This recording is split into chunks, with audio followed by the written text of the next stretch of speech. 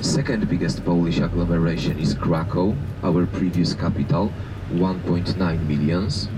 And third biggest Polish agglomeration is Chicago.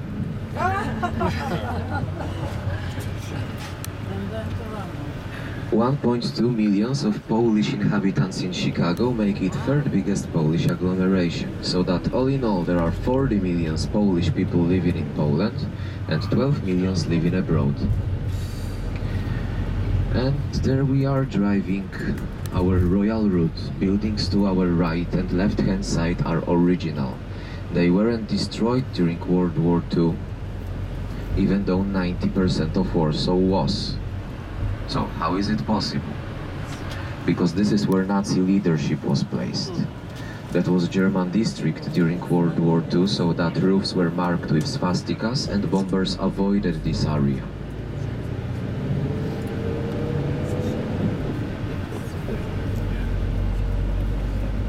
There is one socialist realism building to our left-hand side, which was elected to be the most beautiful and mister of all buildings in 1972.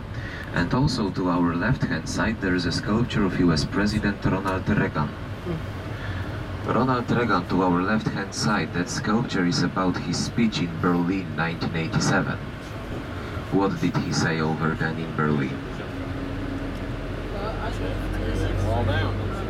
Mr. Gorbachev, tear down the wall indeed. He gave Polish communist government very similar repercussions as Russia is given nowadays by many countries. So that Polish communist government didn't have money, and this is why also they agreed on free elections in 1989 that occurred on 4th of June 1989. Solidarność movement, which are labor unions, which leader of was Lech Wałęsa. Thanks to that movement, there were free elections in a communist country, and this is how Poland got rid of communism, because of free elections. 4th of June 1989. Half year later, in November, Berlin Wall was destroyed and Soviet Union fell apart.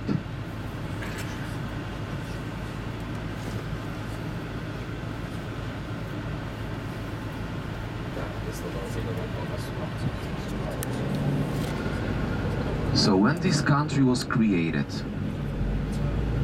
more than 1000 years ago, in 966, Poland became a Christian country after these lands were united, and Poland was one of the last countries in the European continent that adopted Christianity.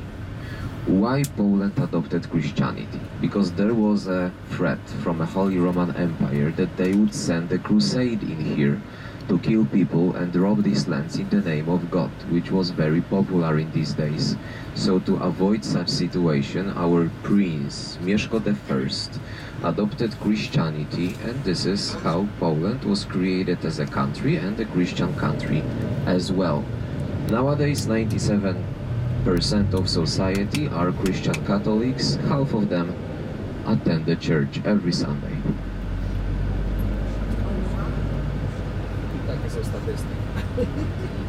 We just entered Schucha Street, which was a part of a German district during World War II. To our right-hand side, there is a Ministry of Education nowadays, but during World War II that was a special prison for examination. So when there was an information that somebody will be examined in Schucha Street, it meant death. After examination, people were taken to the hospital to be prepared for examinations on another day. Nowadays there's a museum of suffering and sacrifice where you can see so-called vacuum chambers where people were sitting like in the tram, and they were mixed before examination and after examination. So those who were before examination had an idea what will happen with them.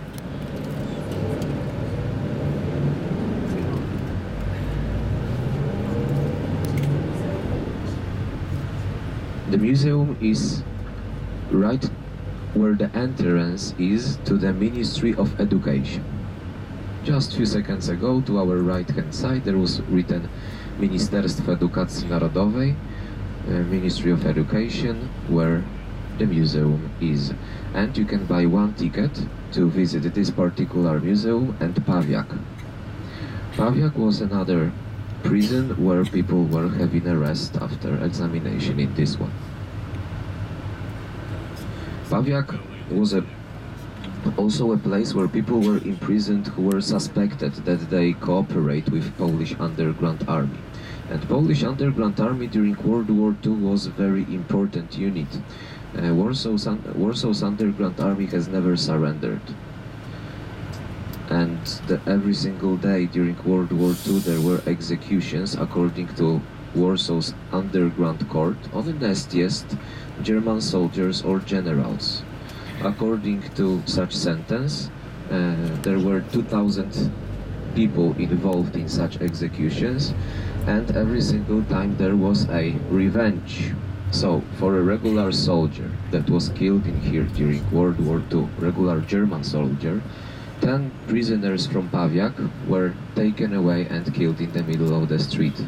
When Franz Kuchera, main general of Warsaw, was killed, 500 were killed as a repercussion. German generals had to study Polish history.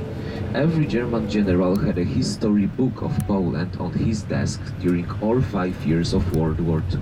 And they were studying how Poland behaved when it was annexed in 1795 by Russia, Prussia and Austro-Hungarian Empire. So, what we know already are following. Poland as a country was created 1000 years ago and was developing in this area for 8 centuries. For the first time in its history, Poland lost its independence in 1795, when it was annexed by Russia, Prussia and Austro-Hungarian Empire. So 3 neighborhood countries made a deal that they are annexing the country that once upon a time in this area was very strong and very powerful. Poland lost its independence this way for 123 years. 1795 plus 123 equals 1918. What happened in 1918? Yes, this is when First World War ended. Which day? Which day? Armistice Day. Pardon? Armistice Day. Armistice? Yeah. That's what we call it in the U.S. And when it comes to particular month? You will remember after our tour which day First World War ended, because it's simple, 11-11-11. You know, you heard it so far, 11-11-11, 11 o'clock of 11th month of 11th day. This is when First World War ended, and this is when Poland got back its independence. Why? I will answer you in a second, but let me show you the biggest embassy in Europe. Second biggest embassy in Europe is US Embassy in Berlin. The biggest, to our right hand side, Russian Embassy in Warsaw. This magnificent palace was constructed in 1948 for Soviet Union's embassy first, because Poland wasn't a part of the Soviet Union on the map. But our government was 100% established and controlled by Joseph Stalin first, and then controlled by Soviet Union for 44 years. So to our left-hand side, the biggest embassy in Europe, Russians in Warsaw.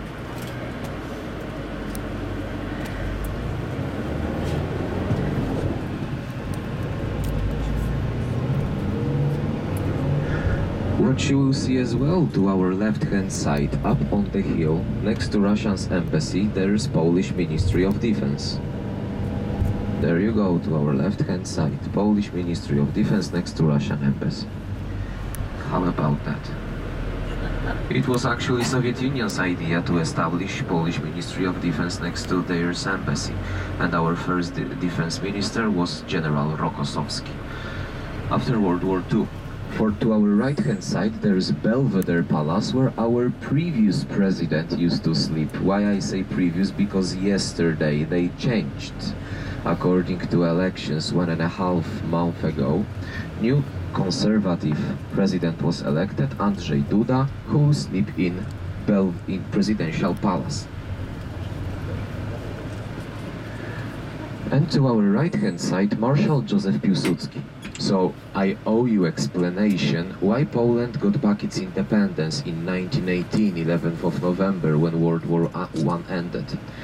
Because Marshal Józef Piłsudski convinced European leaders that there is a country once more needed in European map, in between Russia and the rest of Europe, as a buffer area. These were Russians and Russia and Germany that were fighting during World War I, and to create a buffer area, as he said, Poland got back its independence. That was something very important for our society, and this is why Marshal Józef Piłsudski is so-called father of our independence, our grandpa.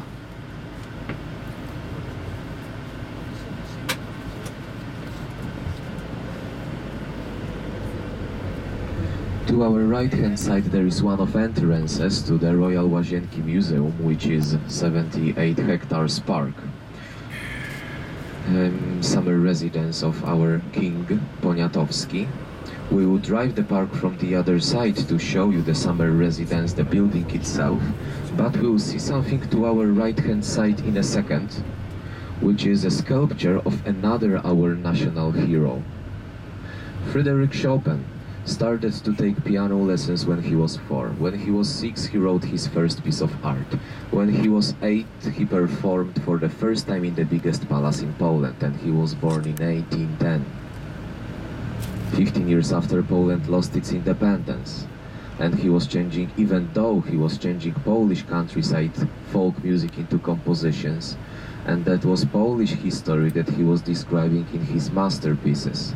That's why he sits under a tree, as far as we look at this sculpture, that's strongly affected by the wind, just as his face, his hair, his robe are strongly affected by the wind, but not his right hand, not his right palm, which seems to be relaxed and steady, ready to perform, ready to play. So it means that his talent wasn't affected by ill wind, by one culture affecting another so much.